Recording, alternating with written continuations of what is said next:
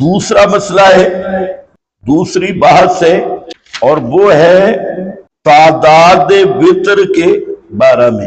تعداد وتر، اس میں بھی کتابوں میں بہت کچھ لکھا ہے۔ صحیح بات یہ ہے 3 وتر ایک سلام کے ساتھ احبت ہے۔ 3 وتر ایک سلام کے ساتھ احبت ہے۔ 3 وتر بے تسلیمتین جائز ہے۔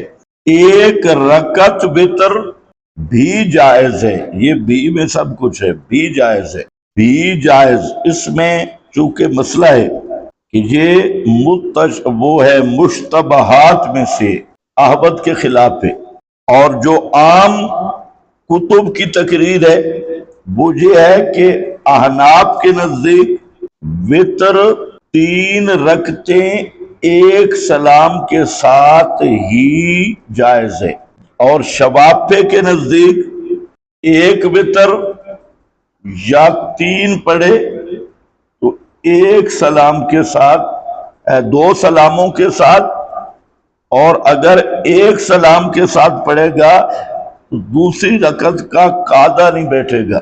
یہ 3 صورتیں وتر ہیں۔ 1 رکعت بھی صحیح ہے، اور 3 رکعتیں بے تسلیمتین 2 سلاموں کے ساتھ، اور 3 رکعتیں اگر ایک سلام کے ساتھ ہوں گی تو دوسری رکعت کا قاعدہ نہیں ہوگا۔ جبکہ احناف کا مذہب 3 رکعتیں کا صلاۃ المغرب، مغرب کی نماز کی طرح۔ غیر مقلدین وہ کہتے ہیں وتر 1 ہے، اگر 3 ہوں تو بے تسلیمتین پڑھنے ہوں گے، بے تسلیمتین 2 سلاموں کے ساتھ، اور اس شک کو وہ حتمی قرار دیتی، اور یہ اصل اختلاف ہے غیر مقلدین کے ساتھ۔ تو آپ کیا سمجھے ہیں کہ وتر کے باب کا مسئلہ 3 وتر ایک سلام کے ساتھ احبت ہے، احبت بہتر یہی ہے، اور اسی میں احتیاط ہے اختلاف روایات سے بچنے کے لیے۔ اور 3 وتر بے تسلیمتین یا 1 تنہا رکعت وتر یہ جائز ہیں۔ بے تسلیمتین تو بالکل صحیح ہے، اور 1 رکعت وتر اس میں مسئلہ ہے صرف تنہا 1 رکعت پڑھنا، کہ آپ نے صلاۃ بطیرہ سے منع کی ہے، اس کے ساتھ جو ہے بطیرہ دم کٹی وہی نماز ہے تنہا 1 رکعت۔ تو لیکن صحیح بات یہ ہے کہ بعض روایات میں 1 رکعت کا پڑھنا ثابت بھی ہے، اور مخالف بھی روایت موجود ہے صلاۃ بطیرہ، تو اس لیے یہ خلاف احتیاط تو ہے۔ مشتبہات میں نے کہا ہے، اس اشتباہ سے بچنا بہتر ہے۔ یہ دوسری بحث ہے۔ تیسری بحث ہے، اچھا اب اس پر جو دلائل ہیں 3 وتر پر، میری بات ذرا سمجھو کہ دلائل سے پہلے تنقیح ہوتی ہے۔ اب تنقیح میں آپ دیکھ لیا کہ 3 وتر 1 وتر بے سلام واحد بے تسلیمتین، تینوں صورتیں جواز کی ہیں، اور احناف نے جو احبت صورت تھی 3 وتروں والی اور بے سلام واحد والی، اس کو اختیار کیا۔ غیر مقلدین اس صورت پہ رد کرتے ہیں جو حنفی جس طرح پڑھتے ہیں، ہم کہتے ہیں یہ احبت صورت یہی ہے، اور دوسری جائز ہے، لیکن احبت یہ غیر مقلد کہتے ہیں نہیں، یہ ہے ہی کوئی نہ، ثابت ہی نہیں، اور یہ چیلنج کرتے ہیں کہ تم اپنے وتروں والا طریقہ ثابت کرو، حالانکہ غیر مقلدین کے وتر کہیں ثابت نہیں، وہ جو پڑھتی ہیں۔ تو میں نے آپ کے سامنے رکھا کہ تینوں طرح کی احادیث موجود ہیں، صرف 1 رکعت جو وتر ہے اس کے معارض حدیث موجود ہے، اور زیادہ تر جو احادیث ہیں وہ 3 رکعت 1 سلام والی ہیں۔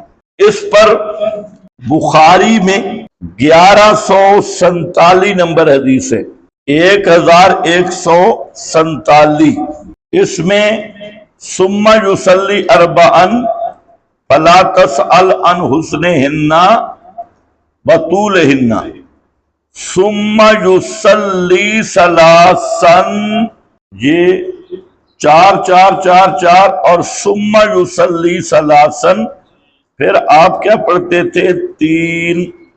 یہ وہی حدیث ہے جس کو غیر مقلد تراویح پہ فٹ کرتے ہیں، تو یہ تہجد والی تو تراویح پہ بھی فٹ اسی کو کیا، تو ظاہر بات ہے کہ یہ رمضان اور غیر رمضان اور ثم یصلی ثلاثا تو آپ کا معمول 3 وتر پڑھنا تھا، تو اسی لیے 3 وتر پڑھنا ہی احبت اور افضل ہے۔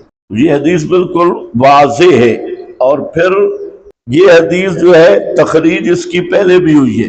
اسی طرح مسلم میں 738 نمبر ہے، 738۔ ترمذی میں، سنن ترمذی میں 439 نمبر ہے۔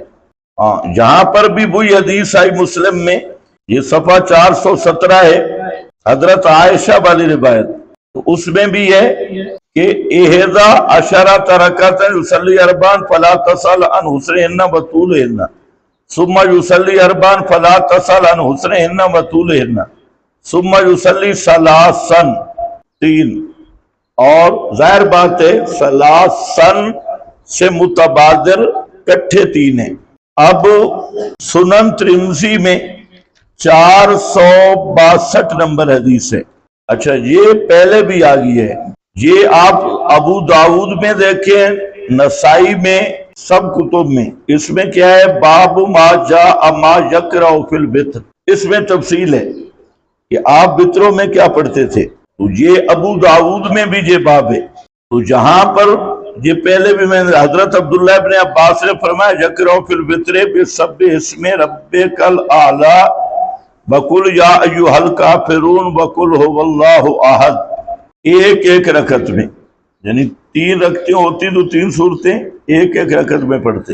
اسی طرح حضرت علی سے، عائشہ سے، حضرت عبد الرحمن بن ابزہ، ابی ابن کعب سے احادیث موجود ہے۔ اسی طرح آگے ہے کہ قرأ فی الوتر فی الرکعۃ الثالثۃ بالمعوذتین وقل ھو اللہ احد، اور پھر آخر پہ امام کا تبصرہ ہے، اکثر اہل علم اصحاب نبی اور ان کے بعد وہ وتروں کی پہلی رکعت میں سبح اسم ربک الاعلی، دوسری یا ایھا الکافرون، اور تیسری قل ھو اللہ احد یقرأ فی کل رکعت من ذلک بسورۃ۔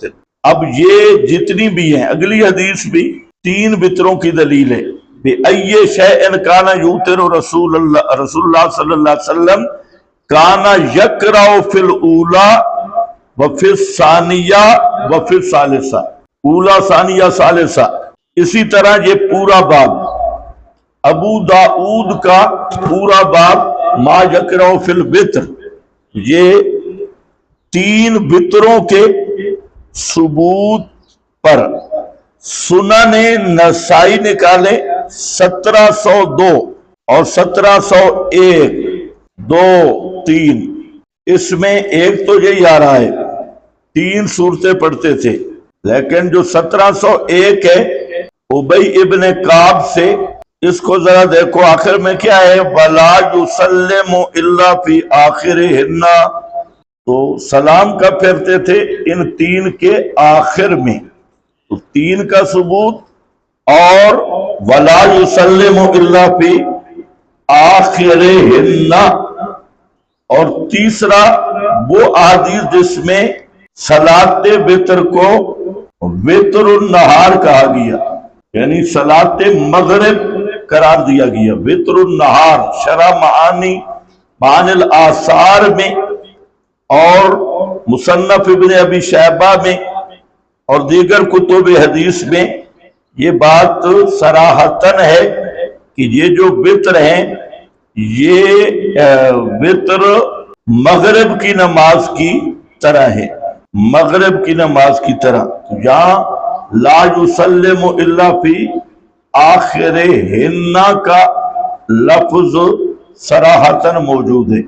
اسی طرح 3 وطروں پر اوتر بثلاثن ابن عباس والی حدیث، یوتر بثلاثن ویصلی رکعتین قبل صلاۃ الفجر، اگلی یوتر بثلاثن۔ بہرحال یہ نسائی ہے۔ اسی طرح نسائی 1694 نمبر پہ اور ابن ماجہ 1361 حدیث۔